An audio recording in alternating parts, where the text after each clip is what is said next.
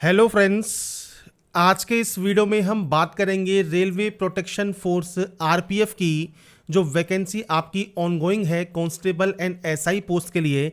इसके online form को अगर आपको भरने में कोई भी दिक्कत आ रही है, उस दिक्कत को आप कैसे दूर कर सकते हैं, और अगर आपने मान लीजिए फॉर्म को सबमिट कर दिया है तो आप कब से इसे मॉडिफाई कर पाएंगे, कैसे मॉडिफाई कर पाएंगे, इन सभी डिटेल्स के बारे में हम बात करेंगे इस वीडियो में। साथ में फोटो एंड साइन कैसे आप अपलोड कर सकते हैं, कास्ट सर्टिफिकेट आपको कौन सा जो है अपलोड करना है, उस सभी डिटेल्स के बारे में हम बात करने वाले हैं। तो फ्रेंड्स यहाँ पर देखिए जो ये वैकेंसी है आपके आरपीएफ में, इसके लिए लास्ट डेट है आपकी 14 मई 2024। तो फ्रेंड्स अब आपके पास जो समय है वो फ्रेंड्स 48 घंटे से भी कम बचा है। तो अगर आपने यहाँ पर अभी तक फॉर्म को अप्लाई नहीं किया है तो आप जल्दी करें, अप्लाई कर सकते हैं। ओनली 10वीं पास कैंडिडेट इसमें एप्लीकेबल होते हैं अप्लाई करने के लिए, और इससे रिलेटेड जानकारी आप jobrasta.com पर जाकर चेकआउट कर सकते हैं। अब बात करते हैं देखिए सबसे पहले इंपॉर्टेंट डेट की। तो यहाँ पर देखिए फ्रेंड्स, अगर आपने कोई भी गलती कर दी है फॉर्म में, अगर आपने कोई भी गलत यहाँ पर डॉक्यूमेंट अपलोड कर दिया है, तो आप मॉडिफिकेशन जो विंडो आपकी ओपन होगी उस दौरान आप इसमें जो है एडिट कर सकते हैं। तो आपका जो मॉडिफिकेशन है वो 15 मई 2024 से 24 मई 2024 तक ऑनगोइंग रहेगा।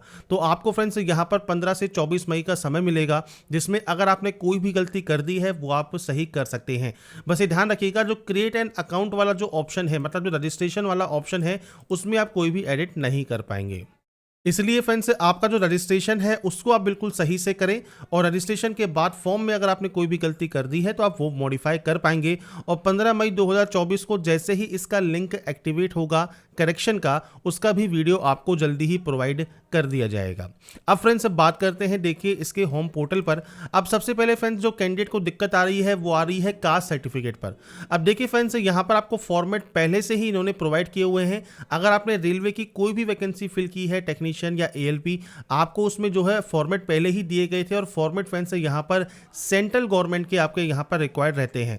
आप जैसे SC/ST सर्टिफिकेट पर क्लिक करते हैं, या फ्रेंड्स आप मान लीजिए यहाँ पर ओबीसी सर्टिफिकेट यहाँ पर देखते हैं, ओबीसी का एनसीएल सर्टिफिकेट देखते हैं, तो ये सभी फ्रेंड्स आपके यहाँ पर जो है वो गवर्नमेंट ऑफ इंडिया मतलब सेंट्रल गवर्नमेंट के आपके सर्टिफिकेट्स हैं। इसी फॉर्मेट में आपके सर्टिफिकेट्स यहाँ पर होने चाहिए। अगर फ्रेंड्स आपने स्टेट का अपलोड कर दिया है तो कोई दिक्कत नहीं होगी, पर अगर आप बनवा रहे हैं और आप लास्ट डेट जो है इसकी करेक्शन की उससे पहले अगर आप बनवा लेते हैं, क्योंकि अगर आपके पास स्टेट का सर्टिफिकेट है तो सेंट्रल के सर्टिफिकेट को बनने में 2 से 3 दिन या 4 दिन मैक्सिमम आपके लगते हैं। और फ्रेंड्स अगर आप उनसे रिक्वेस्ट करेंगे तो जल्दी आपकी फाइल अप्रूव कर दी जाएगी। तो आप जल्दी से अपना सेंट्रल गवर्नमेंट जो है सर्टिफिकेट अपलोड करवा सकते हैं, बनवा सकते हैं, और करेक्शन वाली डेट पर फ्रेंड्स आप उसे अपलोड कर सकते हैं। इसके बाद फ्रेंड्स जो इसका पोर्टल है, यहाँ पर आपको देखिए ऑलरेडी हैव एन अकाउंट पर क्लिक करना होता है अगर आपने पहले से रजिस्टर किया हुआ है। क्रिएट एन अकाउंट अगर आप करते हैं तो आप यहाँ पर अकाउंट क्रिएट कर सकते हैं। मल्टीपल अकाउंट आपको क्रिएट नहीं करना, एक ही अकाउंट आपको क्रिएट करना होता है। अगर आपने एएलपी टेक्नीशियन के लिए आवेदन किया हुआ है तो आपको दोबारा से इसको आपको जरूरत नहीं है आपके रजिस्ट्रेशन करने की। अब यहाँ पर बेसिक जानकारी है 10 के अकॉर्डिंग आप अपना नाम, date of birth, gender, father name, mother name भर सकते हैं। आधार कार्ड नंबर आप दे सकते हैं। आधार कार्ड नहीं है उस कंडीशन में आप फ्रेंड्स यहाँ पर कोई भी वैलिड आईडी प्रूफ सेलेक्ट कर सकते हैं। मेल आईडी, मोबाइल नंबर आपको देना है, ओटीपी जनरेट करना है, पासवर्ड क्रिएट करना है, और preview and create an account आपको कर लेना है। बेसिक स्टेप है आपके यहाँ पर रजिस्ट्रेशन करने का। और ध्यान रखिएगा इन जानकारी में आप एडिट नहीं कर पाएंगे, इसलिए यहाँ पर जो भी जानकारी आप फिल कर रहे हैं वो बिल्कुल सही से आप यहाँ पर फिल करें। इसके बाद फ्रेंड्स अप्लाई वाले सेक्शन पे ऑलरेडी हैव एन अकाउंट पर आपको जाना है। आपको फ्रेंड्स आपके मोबाइल नंबर या मेल आईडी और जो पासवर्ड आपने क्रिएट किया होगा वो डालकर आप लॉगिन कर सकते हैं। और अगर आप भूल गए हैं तो फॉरगेट पासवर्ड कर सकते हैं। आपको फ्रेंड्स पासवर्ड आपको दोबारा से जो है रीजनरेट करने का ऑप्शन मिल जाएगा। लॉगिन करने के बाद आपके सामने कुछ इस तरह का इंटरफेस यहाँ पर ओपन होता है, और यहाँ पर ऑनलाइन एप्लीकेशन का ऑप्शन है। अब आप यहाँ पर देखिए चाहे तो एसआई के लिए, चाहे तो कांस्टेबल के लिए, या दोनों के लिए आवेदन यहाँ पर कर सकते हैं। बस ये ध्यान रखिएगा फ्रेंड्स आप दोनों के लिए अलग अलग आवेदन यहाँ पर करेंगे। आपको फ्रेंड्स उस ऑप्शन पर टिक करना है और उसके बाद नेक्स्ट स्टेप पर क्लिक कर देना है।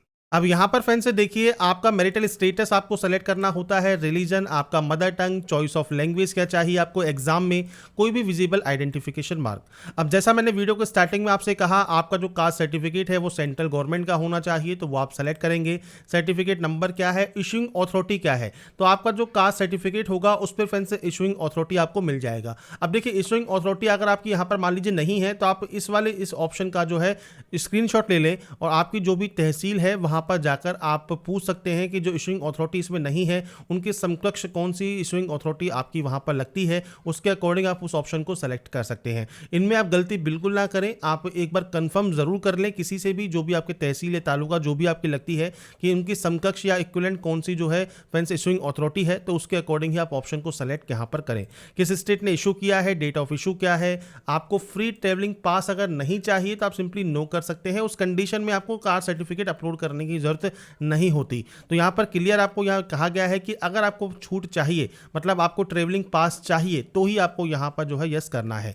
ऐसे ही फ्रेंड्स अगर आप एसटी कैंडिडेट हैं तो आप एसटी भी कर सकते हैं और इसमें सेम इशूइंग अथॉरिटी वगैरह देना होगा। अगर आप छूट चाहते हैं, मतलब ट्रेवलिंग पास चाहते हैं, तो ही आपको कास्ट सर्टिफिकेट अपलोड करना है। ओबीसी के कंडीशन में फ्रेंड्स यहाँ पर ओबीसी नॉन क्रीमी लेयर में आप आते हैं तो यस करेंगे, आई अंडरस्टैंड करेंगे, सर्टिफिकेट नंबर, इशूइंग अथॉरिटी और डेट ऑफ इशू आपको यहाँ पर देना होगा। और अगर फ्रेंड्स आप यहाँ पर नॉन क्रीमी लेयर में नहीं आते हैं, आप नो करेंगे और उसके बाद फ्रेंड्स आपका कोई भी ऑप्शन नहीं आएगा, क्योंकि नॉन क्रीमी लेयर में अगर आप नहीं आते हैं, मतलब एनसीएल में नहीं आते हैं, तो आपको कोई भी रिजर्वेशन यहाँ पर नहीं मिलता। इसके बाद फ्रेंड्स यहाँ पर देखिए आपको प्रेजेंट एड्रेस आपको पूरा देना है। मैंने सिर्फ डाटा सैंपल के तौर पर एंटर की हुई है, आपको फ्रेंड्स आपके अकॉर्डिंग डाटा को यहाँ एंटर करना है और उसके बाद नेक्स्ट स्टेप पर क्लिक कर देना है। इसके बाद फ्रेंड्स यहाँ पर देखिए अगर आप एक्स सर्विसमैन है तो यस या नो कर सकते हैं, पीएच कैंडिडेट हैं तो आपको सिंपली यहाँ पर नो ही रखना है। इसके बाद ईबीसी सर्टिफिकेट होल्डर हैं तो आप यहाँ पर यस या नो कर सकते हैं, बीपीएल कार्ड होल्डर हैं तो यस या नो कर सकते हैं, एम्प्लॉई हैं इंडियन रेलवेज में या करंट डिपार्टमेंट में, या फ्रेंड्स आपने अप्रेंटिसशिप किया हुआ है रेलवे से, तो आप यहाँ पर जानकारी दे सकते हैं। आपको फ्रेंड्स आपके अकाउंट की जानकारी भी यहाँ पर देनी होगी, तो आपका अकाउंट नंबर आपको यहाँ पर देना होता है, नीचे IFSC कोड देना होता है, तो जो आपकी बैंक की पासबुक होती है उसमें देखकर आप यहाँ पर जानकारी दे सकते हैं। इसके बाद आता है क्वालिफिकेशन। अब देखिए सिर्फ कांस्टेबल के लिए आवेदन कर रहे हैं तो 10th की जानकारी आपको देनी होती है। अगर आप एसआई के लिए आवेदन कर रहे हैं तो 10th 12th डिग्री आप यहां पर जानकारी प्रोवाइड कर सकते हैं। यहां से ऑप्शन को सेलेक्ट करना है। आपको बेसिक जानकारी फिल करनी होती है, जैसे किस स्टेट से, किस डिस्ट्रिक्ट से, किस बोर्ड से आपने पास किया है, डेट ऑफ पासिंग क्या है, रोल नंबर क्या है। ऐसे ही 10+2 में आपको जानकारी प्रोवाइड करनी होती है, डिग्री में आपको जानकारी यहाँ पर प्रोवाइड करनी होती है। अगर आप सिर्फ कांस्टेबल के लिए आवेदन कर रहे हैं तो उसमें केवल 10वीं का ऑप्शन आएगा, तो 10वीं की जानकारी आपको यहाँ पर देनी होगी और उसके बाद नेक्स्ट स्टेप पर क्लिक करना होगा। इसके बाद फ्रेंड्स आपका आता है photograph and signature. Photograph and signature के लिए आपको यहाँ पर देखिए फोटोग्राफ अपलोड आपकी मान लीजिए नहीं हो रही है, तो यहाँ पर देखिए 30 से 70 KB का साइज है, यहाँ पर भी 30 से 70 KB का साइज है, पर आपको यहाँ पर देखिए दिए गए हैं पिक्सल 320 पिक्सल 240 पिक्सल। तो इसके लिए फ्रेंड्स आप जो फोटोग्राफ एंड सिग्नेचर है उसको फ्रेंड्स आप यहाँ पर देखिए कोई भी गूगल पर जाइए, आप चाहे तो MS पेंट का यूज़ कर सकते हैं, सिंपल स्टेप है उसमें, या फ्रेंड्स आप कोई भी JPG रिसाइज पिक्सल आप सेलेक्ट करेंगे, मल्टीपल आपके सामने यहाँ पर वेबसाइट्स आ जाएंगी, आप कोई भी वेबसाइट को ओपन कर लें।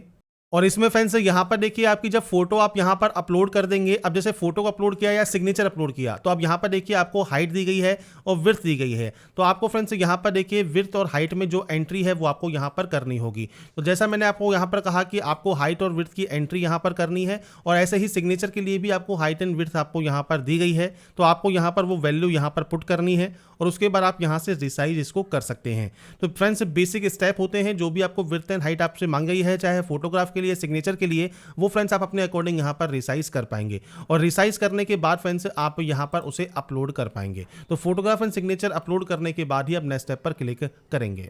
इसके बाद फ्रेंड्स आपको यहाँ पर प्लेस का नाम लिखना है, प्रीव्यू एप्लीकेशन करना है, और उसके बाद फ्रेंड्स फॉर्म को सबमिट कर देना है, और उसके बाद आपको पेमेंट करना है। पेमेंट आप कैसे कर सकते हैं, तो पेमेंट फ्रेंड्स आप किसी भी जो बैंक है उसके थ्रू कर सकते हैं। आपको पे नाउ का ऑप्शन मिलता है, आप इस पर क्लिक करेंगे, इसके बाद यहाँ पे आई एग्री करेंगे, उसके बाद प्रोसीड करेंगे, और इसके बाद फ्रेंड्स आपको यहाँ पर देखिए कार्ड का ऑप्शन मिल जाएगा, नेट बैंकिंग का ऑप्शन मिल जाएगा, यूपीआई का ऑप्शन मिल जाएगा। तो फ्रेंड्स आप अपने अकॉर्डिंग जैसे भी पेमेंट करना चाहें, अब देखिए यूपीआई से आप पेमेंट करते हैं, यूपीआई QR कोड जनरेट करते हैं या यूपीआई ID आप देते हैं, उससे पेमेंट कर सकते हैं आप। बाकी नेट बैंकिंग या क्रेडिट कार्ड या डेबिट कार्ड से भी पेमेंट अपना कर सकते हैं। अभी ध्यान रखिएगा, जब आप पेमेंट यहाँ पर करते हैं और पेमेंट जब आप कंप्लीट कर लेते हैं, उसके बाद फ्रेंड्स यहाँ पर आपका पेमेंट अगर फ्रेंड्स यहाँ पर वेरीफाई नहीं होता है तो आपको फ्रेंड्स कम से कम 24 आवर्स वेट करना होगा, या फ्रेंड्स आप 5 से 6 घंटे बाद दोबारा से लॉगिन करके देखिए, अगर दोबारा पेमेंट मांगता है तो दोबारा से पेमेंट कर दीजिए, लास्ट डेट का वेट ना करें। और पेमेंट एक बार आपका जब वेरीफाई हो जाएगा उसके बाद फ्रेंड्स आप अपना फाइनल प्रिंट आउट निकाल कर या सेव करके अपने पास रख पाएंगे। तो यहाँ पर फ्रेंड्स देखिए मैंने आपको जानकारी प्रोवाइड कर दी है। लास्ट डेट 14 मई 2024 है। रात्रि 12 बजे से पहले आप फॉर्म को सबमिट करके पेमेंट करके कंप्लीट कर लें। और अगर मान लीजिए कोई गलती आपकी रह जाती है तो 15 मई 2024 से जैसे ही इसका लिंक एक्टिवेट होगा आप इसमें एडिट कर पाएंगे 24 मई 2024 तक। तो फ्रेंड्स अगर आपको हमारी अपडेट पसंद आई है तो लाइक सब्सक्राइब एंड शेयर जरूर कीजिए। बाकी की जानकारी के लिए ऐसे ही बने रहिए हमारे साथ, देखते रहिए हमारा YouTube channel LR Thanks for watching।